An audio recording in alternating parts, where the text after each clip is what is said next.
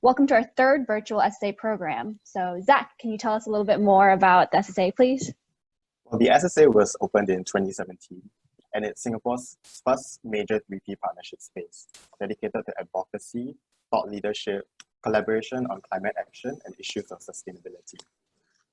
Correct. And because of COVID-19, we're pushing out programs usually held at the SSA onto a virtual platform like Zoom to ensure a continued engagement of the community while everyone is stuck at home. So what's today's program about? Today's session is called Circular Food Economies at Home with Nithiya Laila, CNA Edible Wild host and culinary anthropologist. This session will focus on wellness and sustainability and how biodiversity, eating local, and eating healthy are all interconnected in our everyday lives, which is actually quite fitting because today is also International Day for Biological Diversity. Sounds great. And we'll also be diving into preserving food heritage through the reinterpretation of a traditional dish. And if anyone hasn't received the ingredient list, you can refer to the chat box where I've sent it. So before we begin, please ensure your headphones are connected and that your microphone is muted. If you have any questions, you can type them into the chat box or feel free to unmute yourself and jump into the conversation.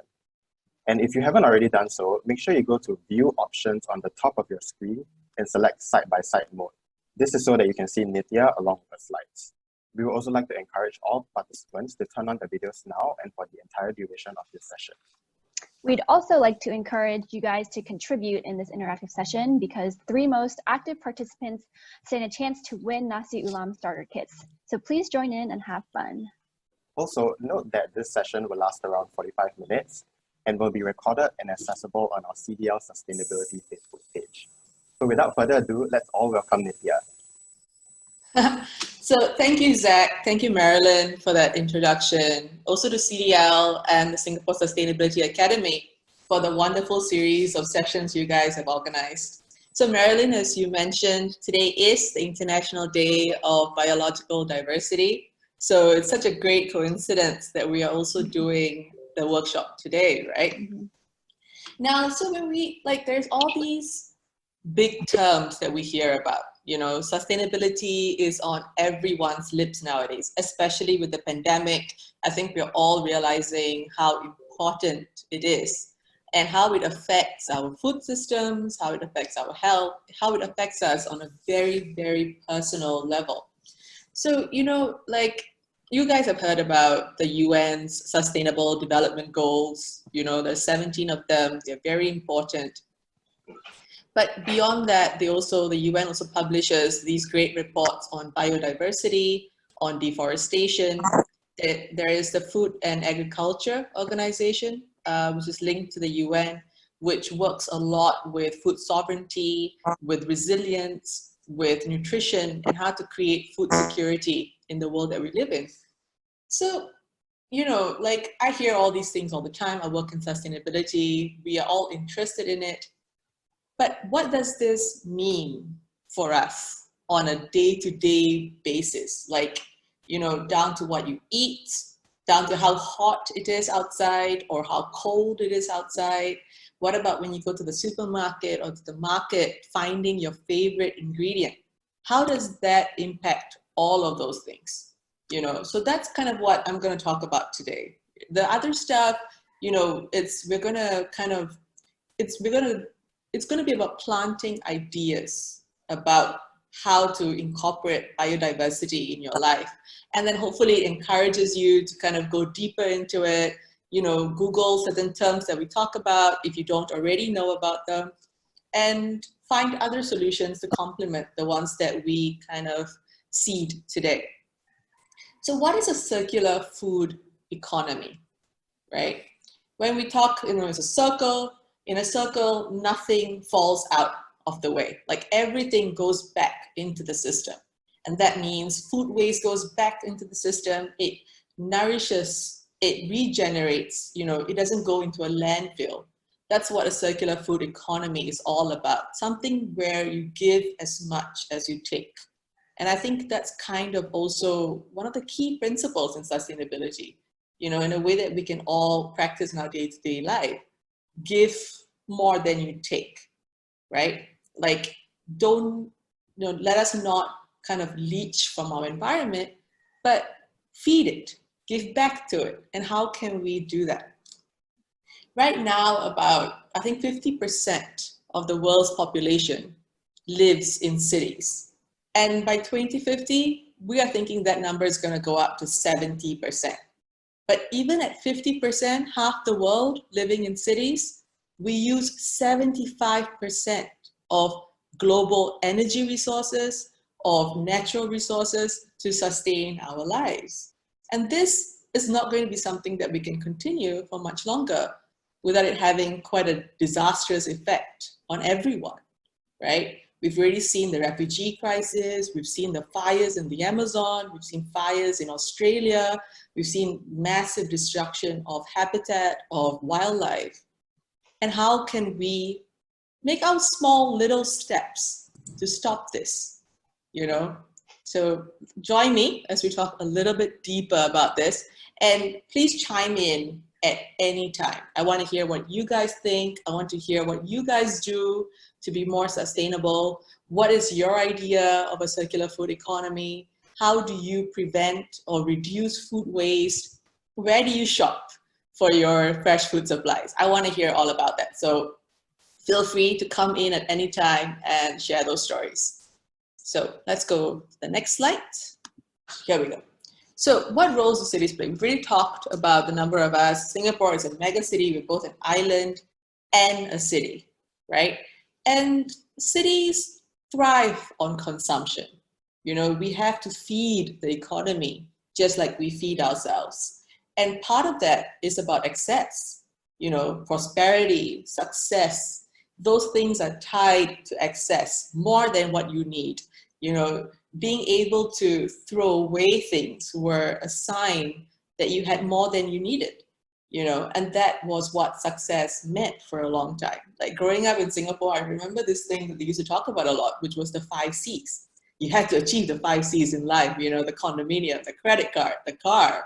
But not everyone made maybe being, you know, sustainable in a way that's not just economic, but socially sustainable, you know, enriching your community. Those things weren't key goals, but they are now. They're so important. And I think people talk about like, hey, you know, you need to, sustainability is the future. It is. But in a way, it's also our past. You know, you look at our grandparents, look at how a lot of them, our grandparents in Asia, a lot of the things that they practiced is what we now look at as sustainability practices, you know, trying to make the most out of your food scraps, trying to grow your own little chilies or lemongrass or ginger. They used to do that, you know, the things that are in fashion now, right? Like using charcoal as a toothpaste, charcoal powder toothpaste, using bamboo toothbrushes, you know, not using disposable razors, but your stainless steel razors. My grandfather used to use those things. So it's nice to see those things coming back into fashion. So I feel we have a lot to learn from our past in Asia, in Southeast Asia, in the tropics, that we can then practice for our future and to kind of preserve our cities, our environments for future generations. Now, Singapore does such a good job of this, right? Like we have the Singapore Index, which is basically to track biodiversity in cities. You know, we've set these goals. This is how you can kind of look at whether you are meeting biodiversity goals in a city. And it helps you track it year by year, so you know what you're working towards. You know, it's about regeneration, of encouraging native species, of planting them. So these are the roles cities can play.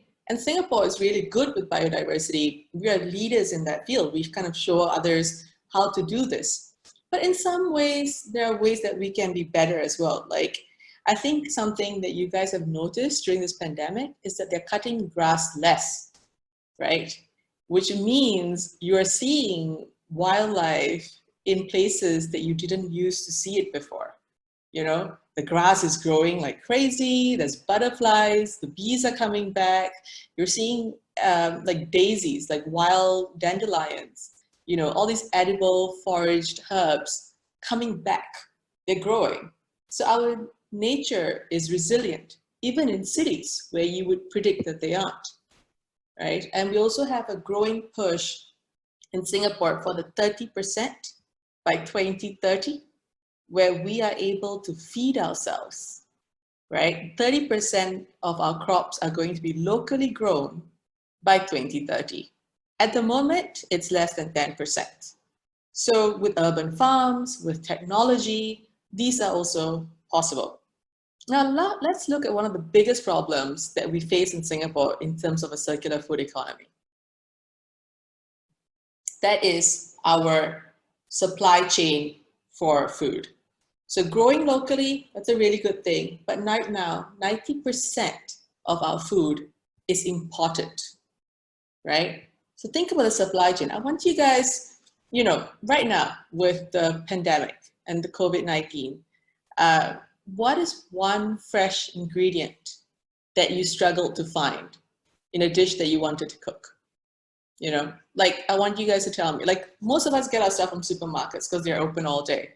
Wet markets, they close quite early by 1 p.m. But Tekka Market opens till 5 p.m. It's got a diverse range of produce. And that's one good way to get it. You can also support local farms. I use Green Circle regularly. Fireflies, Health Farm. There are also some really other great ones. There's Chen Fa, there's Old Farms. There's a huge variety. They do exist. You know, you get local eggs, you have quail, there's milk from Hay Dairies, you have Dairy Folks and Vishnu Dairy Farm for local cow's milk. There's all of these chains, but they're not easy to access. And most of us in cities with long working hours, we turn to convenience, and that's a supermarket, right? So a supermarket usually defines what you end up eating. You know, you think you have choice, you think you are choosing what you are eating that day, but it's the supermarket that's choosing for you. And they have a limited amount of variety that they're going to bring in. They're going to bring in things that they know it's going to sell, that are easy to eat, that they have partnerships with in terms of suppliers. They have partnerships with in terms of countries, with lobbies. We have a huge partnership with Australia in terms of agriculture, with the dairy lobby, the kiwi fruit lobby. So all of these are huge, huge corporate entities, and they influence what we end up eating, right? If you don't go and seek out beyond that. So Zach, Marilyn, over these last 2 months, right? What did you guys struggle to find anything in the supermarkets that was a fresh food item? Yeah, actually, when I was trying to buy the ingredients for the Nasi Ulam today, I was having a lot of issues finding pandan leaves, and I could only find this like pandan paste. Oh, you can't see it because of my, here. The bottled one. Yeah, so I mean, it's not the same, but I tried my best. What about you, Zach? Same. A lot of herbs and also fruits. I think there were a lot of fruits these days that are difficult to find. I think it's interesting that this pandemic, you know, fortunately or unfortunately, it's kind of shifting the way we see sustainability. Like, you know, there's this audience member who I think sustainability began in the past, got interrupted, and we are back on track now. You know, so and then there's another audience member who says, love seeing our city going a little wild in the fields. So I think that's really interesting. You know, I think there's this post going around with like, you know, these wildflowers growing on the streets, and people, Singaporeans specifically, are really appreciating nature, you know? Yes. I mean, I'll say it on a very personal note, right? I love durian, you know, and right. And usually by this time, your durian starts to enter the markets, you know, and it's and then you hear stories of baskets of durians stuck across the border in Malaysia because of the supply chain, and just being given free for anyone to pick up as they go past, for example.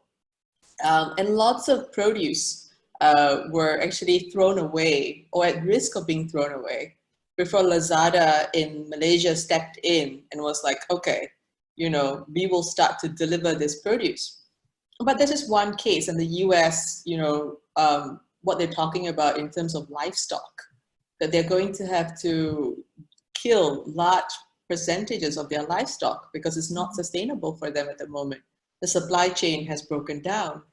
So if the future is us homesteading, I don't think I'm going to grow a durian tree. Like, that's going to be quite hard. Or maybe a community durian tree, like along the way. Maybe that would be possible. Because definitely, like, in growing up in Singapore, you could see rambutan trees, you could see jackfruit trees, soursop trees. And when these trees come into fruit, they come into fruit in abundance, and we have these great, like, community farms. Like, NParks has this Community in Bloom series, and that shows you, like, in a small percentage, a small allotment community garden in a neighborhood, and you see the quantity that they're producing, and the variety that they're planting. You see custard apple, red custard apple trees. You see winter melon, and some of the gardens, they have grapes, they have tomatoes, it's a very advanced level gardening. But we can feed ourselves. It is possible, It's just about, I think, changing how we see space. But, in a very kind of, to be quite real about it, space in Singapore is expensive. Yeah. Time in Singapore is expensive, right? So if you spend 3 hours a day growing bok choy, in your home garden, is it going to be worth the $2.50 that you're paying for it at the, in the supermarket, right? And I think where it comes in, it's not just about that little pot that you're growing, right? It's realizing how difficult it is to actually grow something, which kind of connects you a little bit more with where your produce comes from, how much work goes into it, and the throwaway culture to kind of reduce that a little bit, because it becomes quite personal. You realize, oh God, if it takes me this amount of effort to grow like one stem, there's a little bit of basil. Like, I have to water it every day. I have to, like, talk to it, sing to it, and it's giving me like 2 sprouts, right? And then you realize this is work, and we should really treasure the amount of work that goes into it. There's a quail farm here. Uncle William, he runs a quail farm, and he also conducts these kind of workshops for preschoolers.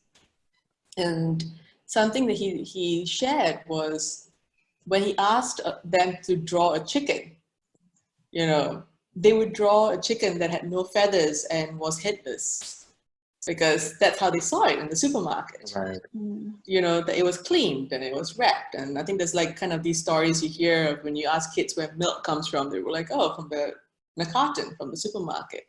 So it's kind of having a deeper connection to food, interacting with our environment, these wildflowers that we see around us now, gives us a deeper appreciation for what we have hidden kind of right in front of us a lot of the time, that we don't pay any attention to, and the potential that's in there, it's huge.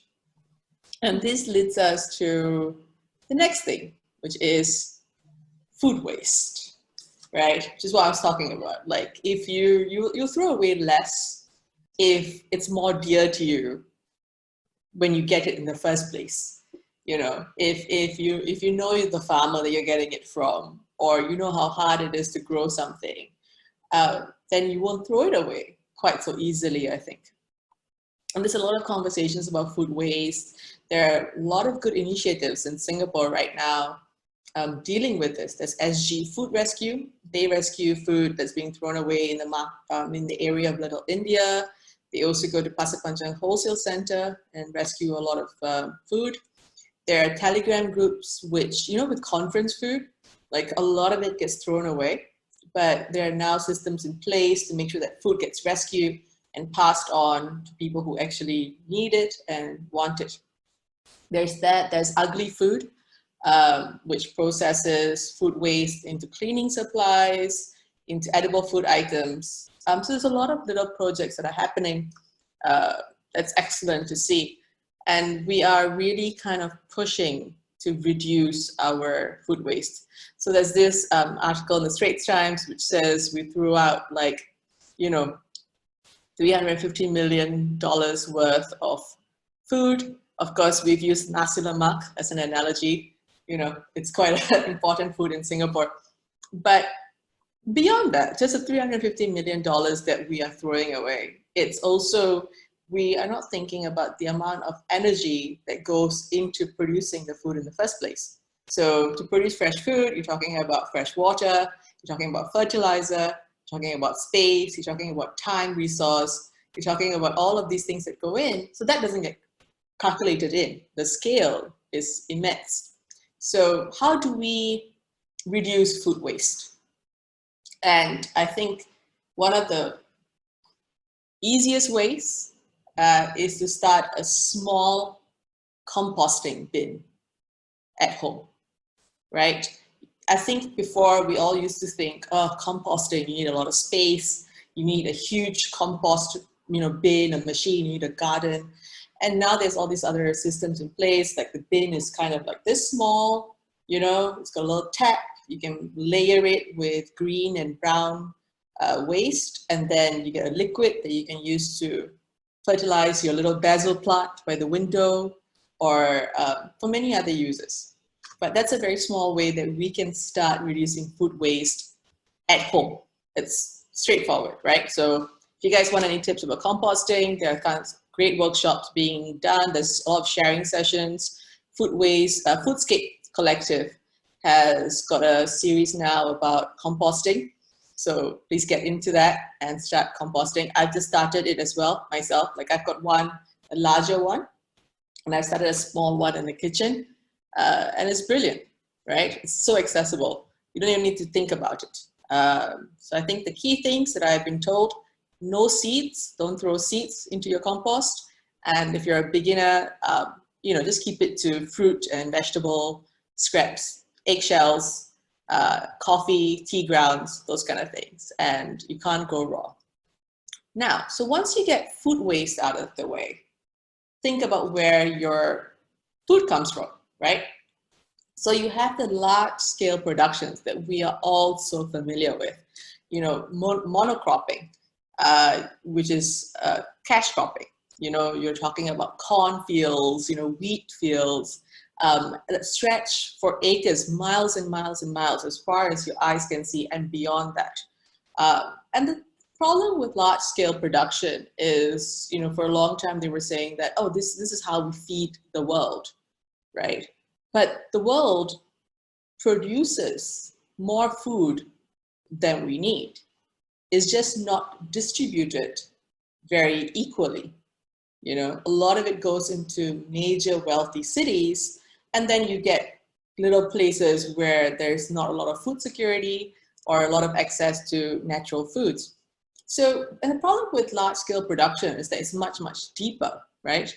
It means you have to cut down more forests, because the soil that you're using, if you keep planting the same crop over it repeatedly, it's leaching the soil of so much nutrients. You're just taking, and then you're using a lot of pesticides to control the problem of monocropping.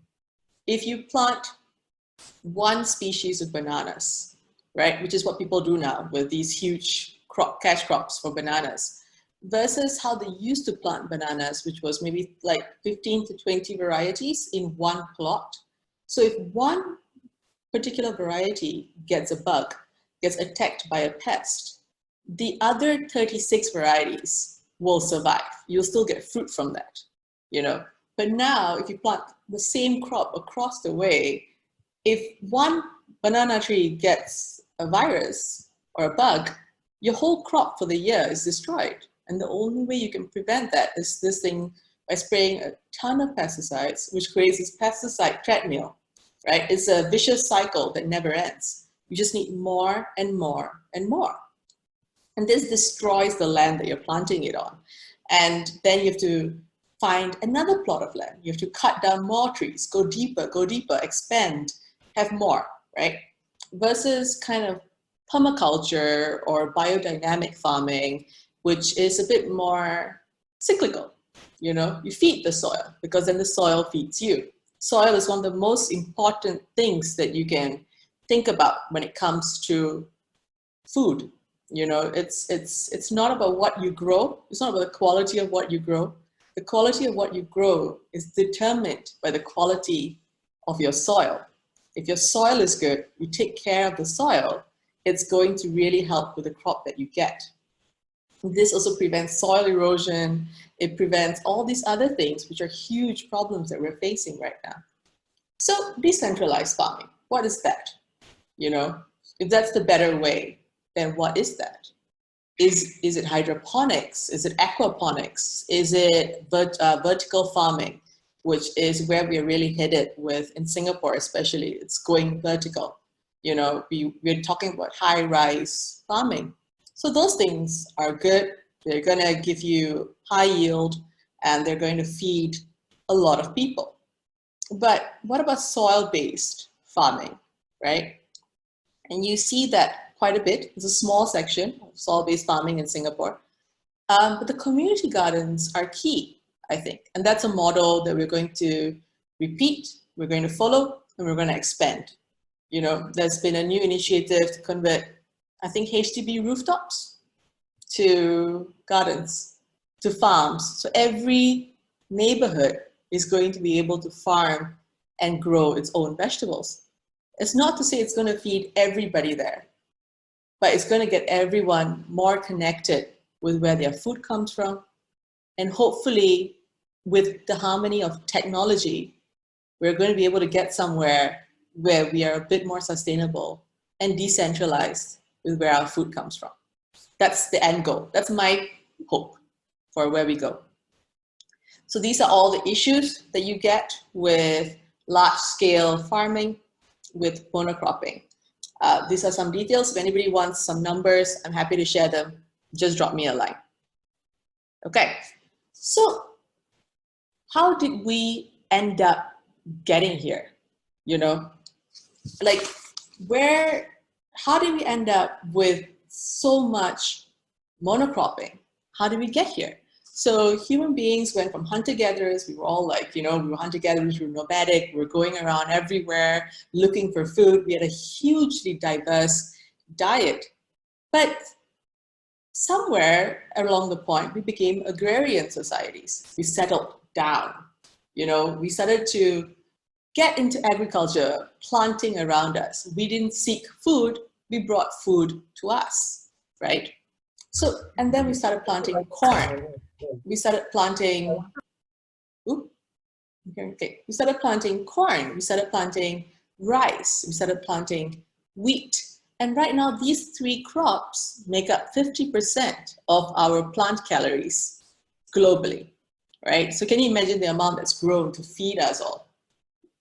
But the thing that's happened is that even though we've started kind of leaning more to these carb-heavy, sugar-heavy kind of crops, our guts haven't evolved that same way over the last 5,000 years. You know, our guts still look for diverse, natural products for optimum health, right? Like these things are not going to give you what you need in terms of a balanced gut health.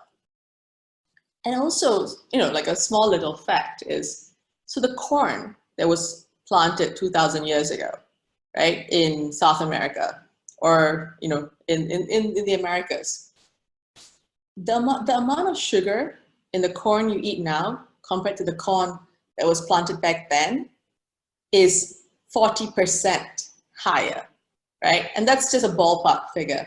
And you're going to see that a lot more with all produce. The sugar content is going to increase because of the change in your soil mineral composition, as well as in the air because of global warming. We're seeing more and more CO2 in our atmosphere, which increases the amount of sugar that your plants naturally produce to compensate for that. So we're going to be incorporating a lot more sugar into our diets. And the way to kind of reduce that or mitigate that to some way is to eat a diverse range of plant products, right? And that's where we are going to do, that's where the Nasi Ulam comes in, you know? There's like 20 different herbs in there. The tropics are great. Singapore is great for this. It's got such a huge variety of different greens. Not all of them sweet, and not all of them pleasant, and not all of them easy to prepare, which is probably why they went out of fashion in the first place. But it's about bringing that in, you know, like it's about bringing those things in and using our new techniques to make them taste better, to make them give us more. Like moringa, for example, you know, everyone's adding moringa to their shakes. It's seen as this like superfood, but it's been around for so long in Asia. You know, it's known as mulangge in the Philippines. It's used a lot in Indonesian cuisine. It's used a lot in Indian cuisine. It's used as cattle feed. So we have this here. It's just that it's not the easiest to prepare. And we're trying to change those that's a mindset shift that we're trying to do. Now, so if your plants have to be diverse, native, and culturally relevant, that's the kind of golden aim for where we want to go with food, right? It's not about the food that's the easiest to eat. It's not about the food that's the most convenient to find. It's about the food that's got a huge variety of different ingredients over the week of how you plan your meals, right? It's not just broccoli and chicken. Maybe it can be wild watercress that grows over here. Or use purple sweet potato, which is quite pleasant to eat, but wrapped in wild pepper leaves that grows as ground cover all over Singapore. So it's these little elements that we can slowly try to incorporate in. And it creates a more resilient gut. It creates a more resilient ecosystem. And so we are healthy both in our environment and in ourselves. So I want to ask you guys this thing. Imagine you are shipwrecked on a desert island, right? What are the 5 plants, 5 food items that you would bring with you? What would those 5 things be? Right? So I'm gonna ask Zach and Marilyn first. Guys, what comes to your mind?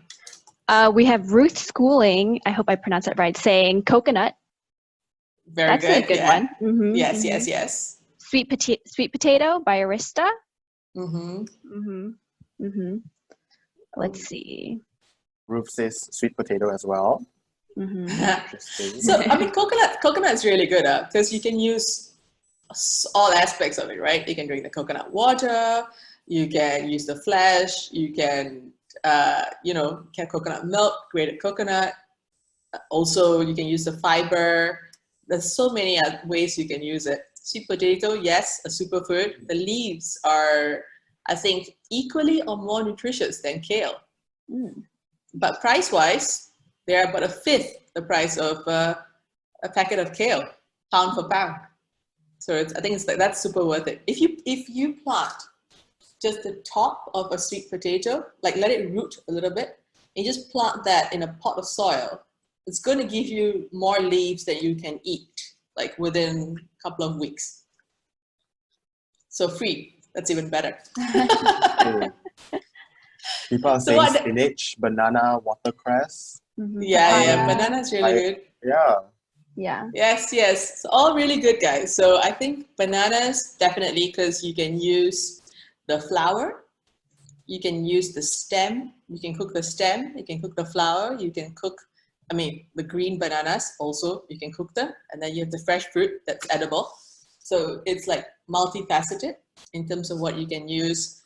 The spinach that grows here really well, I think there's Malabar spinach, there's the Brazilian spinach, and also another thing is I think they call it the longevity spinach. So those 3 things grow really well. Kangkong in Singapore grows really easily as well. So those are all things that we can try to grow at home, and they'll be very good to bring with you to a desert island. Mm-hmm. The things that I've started growing as well is ginger, turmeric. Like these are like, you don't need to think about it, right? Like food scraps, just take and plant them in a little pot of soil and the ginger will start growing. And so Yeah. turmeric. I'm going to jump in here. I see there's a great discussion going on in the chat box. Some There interesting is. ideas there. Yeah, so Yeah. thank you everyone. Please keep that going. Yeah. Nithiya, in the interest of time, maybe we could jump into the cooking demo soon so that there'll be enough time for the audience to cook alongside with you, if that's okay. Yes, for sure. So then it's time to cook. Yes. So we're going to make Nasi Ulam. I'm going to shift you guys here. All right. And I'm going to bring out a plate. Does everyone have their Nasi Ulam rice with them? Yep, we do. Right Yep, here. we do. Anybody in the audience wants to show their rice? Turn on the videos, turn on the audio. Please do. Yeah, and also, like, guys, just chime in anytime. Like, I want to see your Nasi Ulam. So turn on your video, come in, and just, show us what you've got, right? So I've got let me do a beauty, yeah, there we go. Trying to find the angles. Here, right. So I've got my Nasi Ulam. This is the blue pea rice. This goes in here.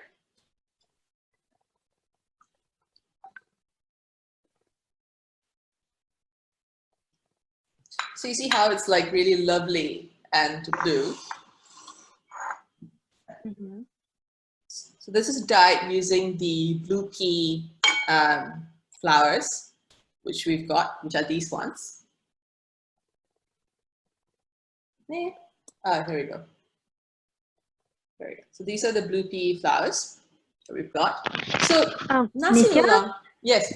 Sorry, this is Fiona. So I have a question about blue pea flowers. Is that okay if I could just ask it now? Yes, please.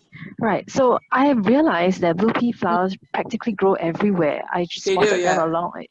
But are they actually safe for us to just pluck them off? Because we are so heavily fogged, right, everywhere. And how do you tell, like, what is actually safe? Because they are literally everywhere if we even took the time to even look around us. Yeah, so you're absolutely right, Fiona. I think they are one of those things. I would say in Singapore, they're almost like a weed, right? They are resilient. They grow everywhere. The reason why kind of Singapore doesn't encourage you to forage is because we do fog and we do spray, and it's really part of our landscaping efforts to keep everything looking nice and pretty. How does this affect kind of wild foraging? I would say if it's your neighbor, if it's growing in a space that you know, or in a kind of more forested, closed off area, then I think it should be okay. But always use your 5 senses, smell, taste, how does it look, to make sure that it's safe to eat. I would treat it the same way you would treat something that is sprayed with pesticide, right? So soak it in water, clean it, use a fruit enzyme wash if that's going to make you feel more comfortable. But I grow my own, so that's what I do. It grows really. Where did you get the your first one to start growing? So they grow really easily from seeds. So I've got some seeds here. What's really good? Carousel is really good for seeds and for plants. So okay. I would definitely do that. Urban Farmers on Facebook, the Facebook group, they're really great and very encouraging as well. So these are the seeds, yeah. So they're just like that. They're little black seeds, and you get so many seed pods from one plant. I would just kind of germinate them in an egg tray or something, and then you're going to get shoots, transfer them to soil, and they will creep around. They're creepers. So yeah, I would say it's quite easy to get started. Blue pea is something that we can all grow ourselves quite easily, and they're so pretty. In Singapore, right? Blue peas, because Yes. An audience like Arista says, "Oh shoot, I just plucked my butterfly pea from the roadside this morning." Well, it's okay. Like I think life has a certain element of risk. Yeah. That's how that's how we learned what is edible and what is not edible. Few people sacrificed themselves for us to get here. I'm Going not off saying that, is there a specific way you would recommend how to wash like plants that you forage for? Or is there like any specific kind of like soap, not soap, but like, you know what I'm saying? So I mean, I practice the thing of like I create circles of where I source, right? So my first approach is always people in my neighborhood. So neighbors, the old auntie that's growing curry leaves, I will ask her. The other guys that's growing like blue pea. So that's where I would start. So I know where the source is. Right. Further afield, I always try not to do plucking by the streets. Definitely, it's much better in greener spaces, for sure. So you want to really limit the risk elements, Right. but it all comes with risk, and you just have to be aware of that. And if you're willing to take the risk, that's it's your personal responsibility. For me, I'm like you gauge it and then you go for it. But I use an enzyme wash to get for everything. Yeah. Cool. Okay. I use that even for vegetables that I buy from the supermarket. Okay. Good to know. Across the way. Yeah, I soak them for a bit in the enzyme wash. It's brilliant. It always works. Thank you. Okay, so everyone start growing blue pea at home, and we'll continue with our Nasi Ulam. So the things that go into a Nasi Ulam, which I think is really, really great, is that it's fully customizable.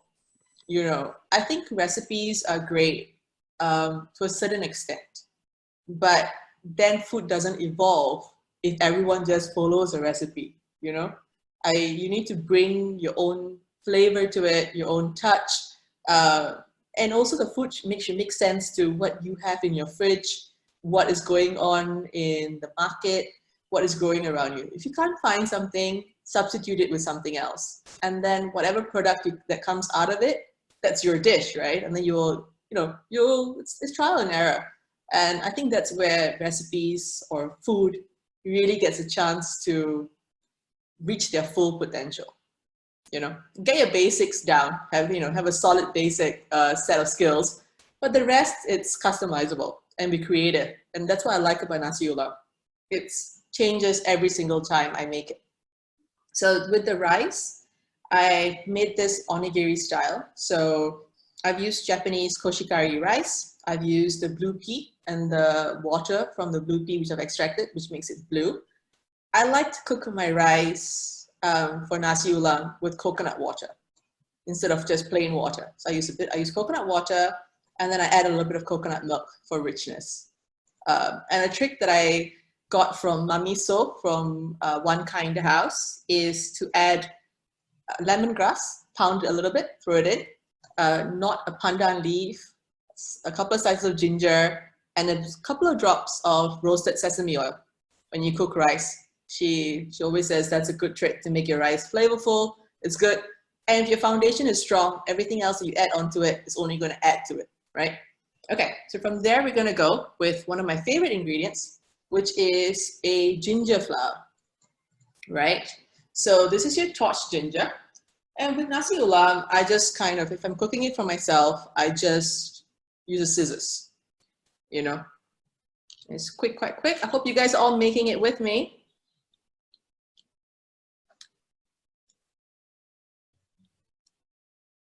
Please share what herbs you're using, right? As well, what you've managed to find, what was really difficult to find. I mean, I know Marilyn, you were saying the pandan leaves were quite hard to find. Yeah, I'm using spring onions, basil. I got some pandan paste and turmeric. Okay, I wouldn't put the pandan paste in there. Yeah. Yeah. I mean, I know I say customize and be creative, but I think you draw the line at pandan paste. You can put that in your rice instead of the blue pea. So you get a green colored rice with the pandan flavor instead of the blue, right? Yeah. Which is it's quite. I mean, you're absolutely right actually, because the other day I wanted to make agar-agar, and I needed to find pandan leaves, and I couldn't find them. Yeah. So I'm adding pandan leaves in right now. So in the supermarkets, no pandan leaves. It's quite odd. It's been like that a few times actually. Yeah, I wonder why. But pandan is also another thing that's really easy to grow. It doesn't grow as well. Like you can't use cuttings. You need to get the roots from a friend or carousel, which is where I find some of my plants as well. It's quite brilliant. Wow. So I've added some pandan. I've added some torched ginger. Next, I'm going to add some mint. So the mint, I'm just going to crush it and tear it with my hands. Nithiya, there's a question from Alan. Do you use coconut water from the fruit or from the package? So that doesn't matter. If I can get my hands on the coconut water from the fruit, I will always go for that. Like it's the same when I cook. If I make a kind of like a spiced shrimp, like a shrimp curry or a stew, I also like to use coconut water from the fruit, and then I put the curry back into the coconut and serve it that way and cook it that way. So when you're using it that way, it really adds flavor. But you know, you don't want to make things like such an obstacle course for yourself. So if you're stuck during quarantine, just use packet coconut water. It's always better raw and from the source, but the difference here is negligible. If it's going to stop you from making it, then it's not worth it. You know what I mean? Right, right. Yeah. So I'm adding some Thai basil here and some spring onions. So the variety is endless, right? So you can add turmeric leaves, wild pepper leaf, lemon basil, Thai basil, laksa leaf, lemongrass and torched ginger. I think they really make quite a distinct difference in the flavor of the dish. So I'll try to use that whenever I can. And I'm only using the top parts of these roots, right? Because lemongrass gets quite fibrous if you go too deep into it. Just a little bit for seasoning. So we've added it on. I've got some peperomia here, just super nutritious, and it grows wild as well, peperomia. This is something you will see, like you would think it's a weed when you first get into gardening. It's something that you will see like just pop up next to your plants. But it's super nutritious. So this is a really great green to use, peperomia. I've got gotu kola here, which is known as Centella asiatica. So you're seeing it like now a lot in your Korean skin creams. Like all your kind of anti-aging skincare products use this leaf, this essence. It's excellent brain food as well. And this is something that used to grow like everywhere in Singapore. Anywhere that has kind of like lots of water going through it, you will see this plant, the Asian pennywort or the gotu kola. They're all in the same family. One of my favorite herbs, sawtooth coriander. It's kind of in between a mint and a coriander. So just slice everything really finely. That goes in. I think we're good for now. We have a comment from the audience. Arista says, nobody in my wet market knew what down kadut was. Is that how you pronounce it? I don't even know what it is. Yeah. You pronounce it quite accurately, Zach. Great. You did. So down kadut is wild pepper leaf. It looks quite similar to the betel leaf, but betel leaf is a climber, whereas down kadut and wild pepper leaf grows on the ground. It's a ground creeper.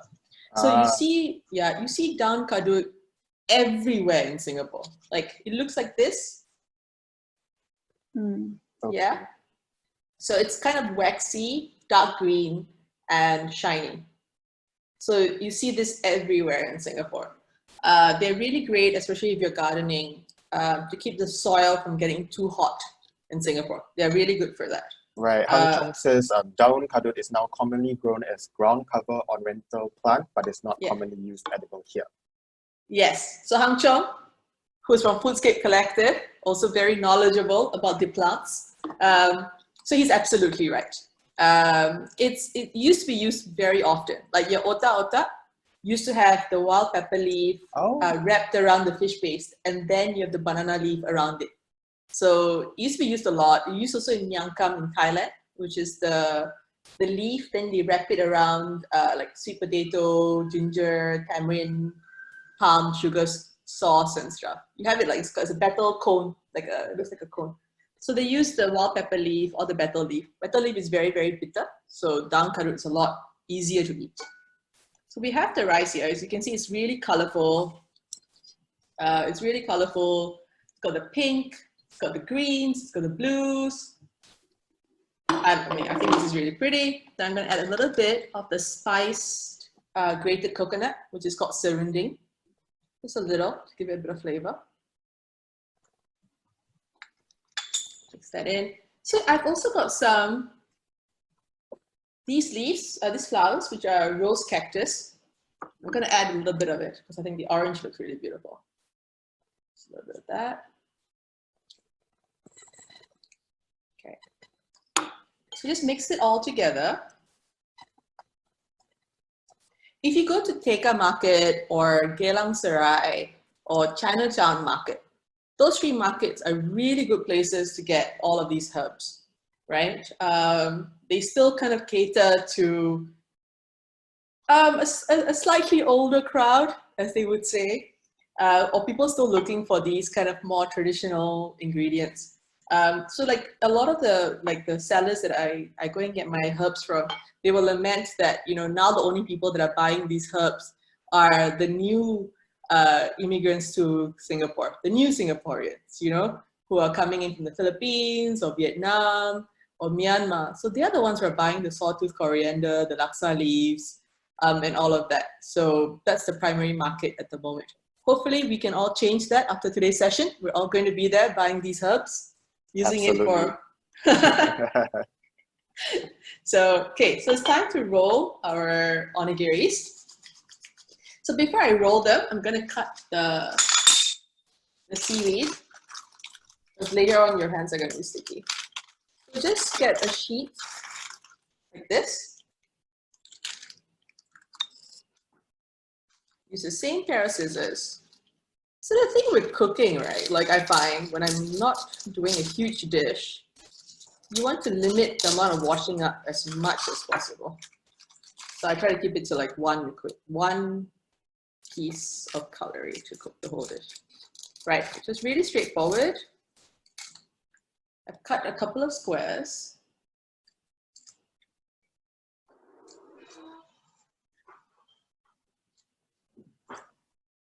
Hope you guys are making it. Yeah? A question from the audience. What is rose cactus from Arista? So rose cactus is this huge tree that grows. It's got really sharp thorns, so be careful. It grows everywhere in Singapore. Well, maybe not so much everywhere now, but you find it, they have these like really bright orange flowers that pop up, which are beautiful. It's quite mucologenic, like it's quite it's almost like you're eating a cactus. It's a bit slimy, right? But they're really good for your lungs. It keeps your body from drying out. That's the ancient belief in its properties. NUS actually has done research on 5 locally grown herbs in Singapore that are quite popular, which have been now scientifically proven to have cancer preventing and treating properties. And rose cactus is one of them. The other one is the South African bitter leaf, and they have a few others, 3 other plants as well that fall into this. You can Google this article. It's in the Straits Times. So the NUS research team has been doing that for a while. And rose cactus is one of them. There's a tree in Ang Siang Hill. Ang Siang Hill actually has a lot of edible plants growing near that pathway. They have cinnamon trees. They have lots of really great herbs. So do check it out. Jackfruit trees as well. Okay, so now we're ready. Just wet my hands. And then it's time to roll.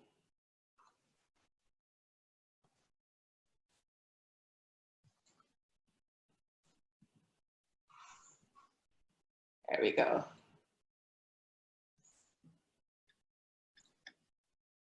I'm gonna make maybe about 3 pieces. Are you rolling? Yes. Marilyn? Yes, I'm trying. So having your hands slightly damp really helps in the process. Okay. Nithiya, could you maybe roll it closer to the camera so the audience can see, please? Yeah. If that's okay. Yeah. There we go. Okay. Yeah. There Just we a go. bit closer. Yeah. Okay.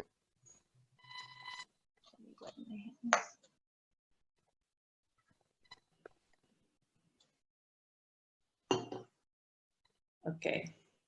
So you don't want to do too much. All right. So we have that. Now, so with the Nasi Ulam, I find that it goes with a couple of sauces, right? Like a very simple sauce to kind of stick it. So let me just get my little thing here. To Arun, you can actually adjust the size of the video with a slider in between. There's a slider in between the presentation and the video.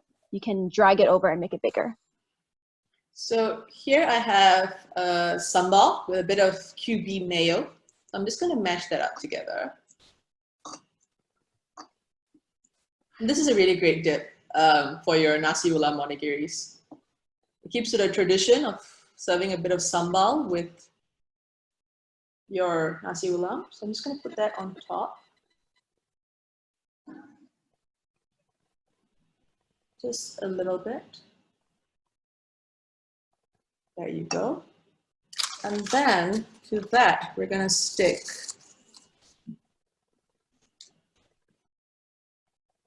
that on top.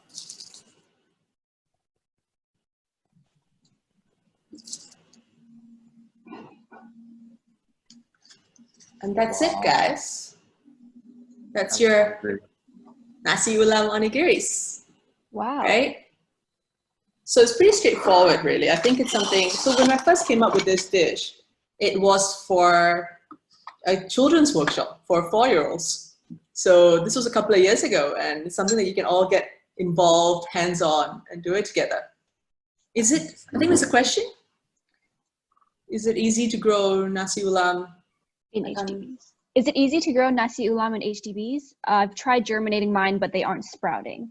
Do you mean Ulam Raja? Or, because Nasi Ulam, it's the dish, the rice salad. So if you mean the Ulam Raja plant itself, which we didn't use today, by the way, because like they don't do very well. Yes, exactly, Cosmos. So the seeds, they do grow yeah. So the Ulam Raja is a great plant. It tastes like a green mango, I think. I find it to taste like a green mango. So I think they grow really great in pots. You can grow them in HDBs. You don't need to grow them in the ground, but they are they can be temperamental. Like I find mine sometimes when it rains too much, they just kind of like give up and die, which is quite sad. But yeah, in terms of it growing in small spaces, they do grow really well. I'm germinating a new bunch of seeds. So hopefully the next round grows better, and I'll share my update with you guys. I think soaking the seeds before you germinate them, because they're quite hardy, definitely helps. And then you want to transfer them to a sunny space where they can do really well. Ulam Raja is a local plant, so it suits our climate. It's quite resilient and it grows really well. It's just figuring it out, trial and error to figuring it out, like the soil composition, where in your house you place them, all of those things. Okay, can I see everyone else's Nasi Ulam, please? Mine doesn't look that great. Yeah, while everyone's showing their Nasi Ulam, Jerry asked, which herb would be the easiest for a beginner to start growing? The easiest herb to grow, I find, are the things that you can find in your wet markets, right? So if they are coming in from Malaysia, they're being sold in your wet markets, it means it works to this climate. I find ginger fail-safe. Like you can't grow wrong ginger. Turmeric as well does really well. Pandan, that's really easy to grow at home. So I'm just trying to think what I have growing up in my little balcony space. So that really works. Lemongrass as well, very easy to grow. So with the lemongrass, the roots you can use for cooking, the in-between you can use for your Nasi Ulams, and the leaves for tea. So these are like, you can use them in multiple ways and very, very hardy to grow. What else? Chili plants do really well. But yeah, I would start with ginger, lemongrass, the really hardy plants, you know, the pandan, the ones that are impossible to kill. Thai basil, also really brilliant. Thai basil, Mexican tarragon as well. If you figure out good draining soil, it also works. There are many options. We're actually running a little low on time. I think we have maybe time for one more question, if anybody has one. Arista asked, where can we get seeds? So for seeds, I definitely think I get my seeds from a couple of sources, right? For the local plants, so if I'm getting my vegetables from Green Circle or Fireflies, I will ask them as well if they have some extra seeds from plants that have gone to seed. If you're a regular customer or you support these farms, I'm sure they'll be happy to kind of support you with where to source for these seeds. Carousel, surprisingly, guys, brilliant and you know the seeds work as well because it's people who are planting it and then they are, you know, sharing the seeds that they got. They're not buying them, you see. So you know the viability of the seeds are effective. Right. Yeah, I'll say those are my main sources for herbs and local plants. There are a couple of other suppliers, you know, everyone knows Bansoon seeds. So there's World Farm to get your plant cuttings. Some plants are much better and much more effective if you grow from cuttings. So talk to friends, go join the Urban Farmers group on Facebook. Alexius Yo from Project 33 also has a really great group on Facebook called Plants I Eat. So that's a really good group to join as well. Gives you lots of information about local plants, both wild and that you can grow at home. So those are the things that would really, really good to start with. That's really useful. I know everyone's really excited to start to experiment with their own home gardens. Yes, and I mean, there's so many good choices. So like Hang Chong, he's talking about Plant Swap, Foodscape Collective, Project 33, Edible Garden City, all these guys doing really great work, trying to get us all started. There's Slice Robo Cafe as well, which has got a Get Growing campaign to encourage everyone to grow stuff. So there's a lot going on. I think everyone kind of really realizes how important these things are. So I think if you need support, you can get them. Right. There we go. So message any one of us. You know, you can message me, you can message Hang Chong, you can message Alexius. I think we're all the farming community here, I think, is a very generous community. Everyone wants to share. Everyone wants to get more people involved. So just reach out, for sure. Nice. There you go. Hang Chong's giving away mint and pandan, guys. So we're also giving away 3 starter kits. We've actually been monitoring the 3 most active in the chat. So congratulations to Arista, Hang Chong, and Byron for winning the Nasi Ulam starter kits. Rena or Tracy from our team will reach out to you individually to send you, to figure out information to send you the kits. So thank you for the kits. Awesome. So the kits have they're from Green Circle Eco Farm, and it's supported by CDL and SSA. So, but there's like a whole bunch of herbs in there, but there's also butterfly blue pea seeds to grow double petal butterfly blue peas. So you can kind of go and message the 3 winners and ask them if they have extra seeds. If you want to grow blue peas at home, for sure. And before we end, we'd like to take a quick screen grab of all the participants. So if you guys could please turn on your videos and smile, my coworker Tracy will count down from 3 and take a screenshot. You get everyone just turn on their videos for a minute. Oh, lovely to see everyone. Come on, don't be shy, everyone. Smile to the camera. Okay, counting down. 3, 2, 1. Smile. Okay. Thank you. Thank you, everyone, and for joining our 3rd sustainability virtual learning workshop. And thank you so much, Nithiya, for sharing your expertise on wellness and sustainability in Singapore. As mentioned before, this session has been recorded and will be posted on CDL Sustainability's Facebook for your viewing.